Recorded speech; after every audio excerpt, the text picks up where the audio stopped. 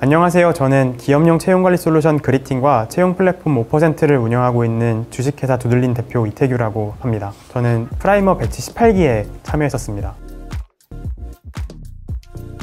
저는 어렸을 때 공부를 되게 못했던 학생이었어요. 그때 들었던 결론은 이런 거였던 것 같아요. 공부를 잘하면 좋은 직장에 갈 수 있다라고 하는 거였고, 그때는 그게 옳다고 생각했었는데 어른이 되고 나서 보면은 좋은 직장에 가기 위해 우리가 했던 노력들, 좋은 대학교나 좋은 학점들이 과연 좋은 직장에서 요구하는 것이었을까? 그건 아니었다, 이런 생각들을 좀 되게 많이 하게 된 것 같고요. 그럼 우리는 내가 뭘 원하는지는 제대로 알고 있는가? 우리는 어린 시절에 어떤 것을 위해서 공부를 했는가? 그래서 저희는 기업에서 어떤 기준을 가지고 사람을 뽑는지, 그리고 과연 그 기준은 적합한지 등등의 채용 문제를 제대로 풀게 되면은 교육의 문제, 좀 더 나아가서는 어린 시절의 행복에 대한 문제를 좀 풀 수 있지 않을까? 그런 생각들을 하게 됐습니다. 대학교를 졸업할 때쯤 친구들이 취업을 준비하는 과정들을 보면서 내가 서류는 붙었는데 면접 가서 마땅히 할 얘기가 없어, 혹은 내가 뭘 좋아하거나 잘하는지를 몰라서 어디에 지원해야 될지 모르겠어, 그런 거를 보다 보니까 우리가 정작 내가 뭘 원하는지를 잘 모르고 반대로 기업에서 뭘 원하는지도 우리 잘 모르는 상태에서 무언가를 계속 준비하고 있어 왔구나, 그런 생각들을 되게 많이 하게 됐고요. 그러다 보니까 채용의 문제를 푸는 게 정말로 모든 문제 푸는 것 시작이겠다, 그런 생각들을 하게 됐던 것 같습니다.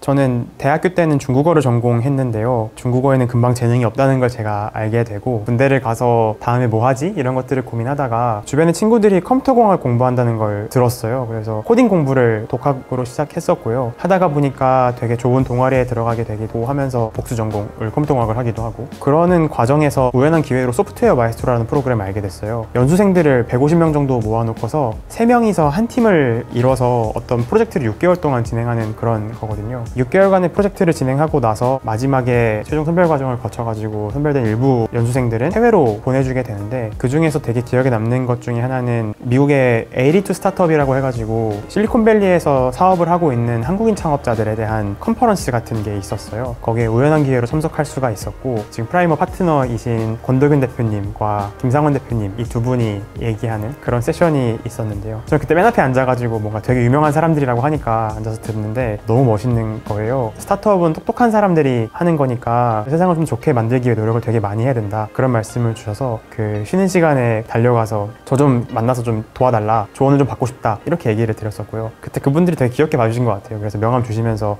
그럼 사업계획서 보내달라, 그게 프라이머와의 저희 첫 만남이었습니다.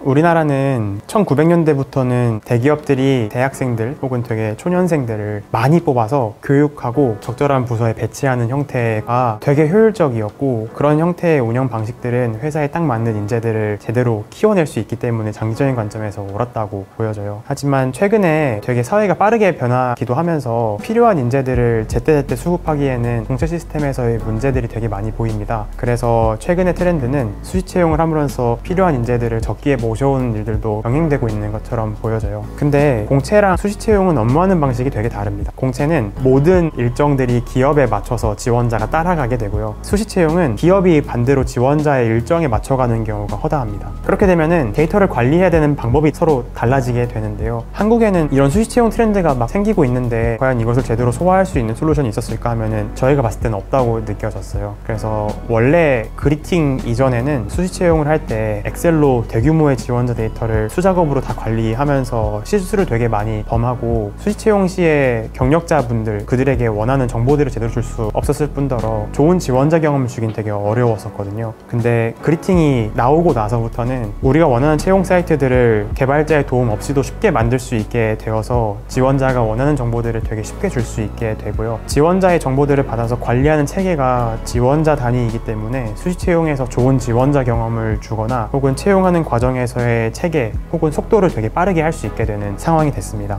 지원자분들 입장에서도 어떤 기업에 지원할 때 그리팅 이전에는 회사의 정보를 알아내기 위해서는 채용 플랫폼에 단편적으로 적혀있는 채용 공고들을 살펴보는 수밖에 없었는데요. 이제는 수많은 기업들이 채용 사이트를 갖게 됐죠. 우리가 지원자에게 제대로 된 정보를 주고 빠른 채용 프로세스와 좋은 지원자 경험을 줄 수 있고, 또 데이터 기반으로 채용을 더 잘할 수 있는 환경이 된다고 하면은 더 많은 지원자가 우리를 찾게 되고 놓치지 않게도 만들 수 있거든요. 저희는 그런 걸 채용 경쟁력이라고 부르고요. 이 채용 경쟁력을 더 확보하는 데 그리팅이 되게 많은 도움을 주고 있습니다.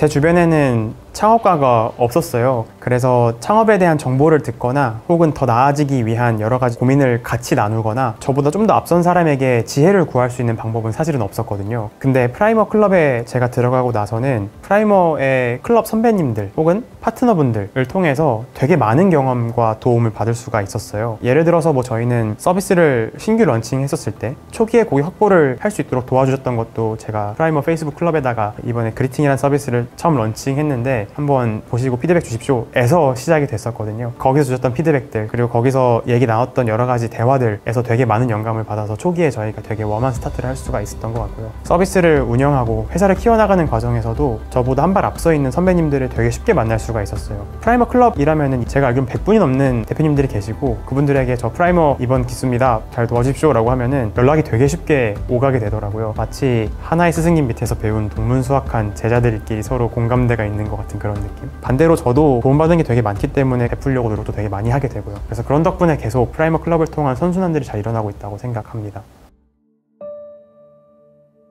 창업을 할 때 그 계기가 되는 거는 어떤 콘텐츠인 것 같아요. 저는 되게 우연하게도 유명하신 선배 창업가들의 콘텐츠를 접할 수가 있었는데 그거를 보면서 와 맞지 저게 창업이지 나도 저들이 하는 것처럼 하면은 되게 크고 좋은 회사를 만들면서 미션도 달성할 수 있을 거야 이런 생각들을 많이 하게 됩니다.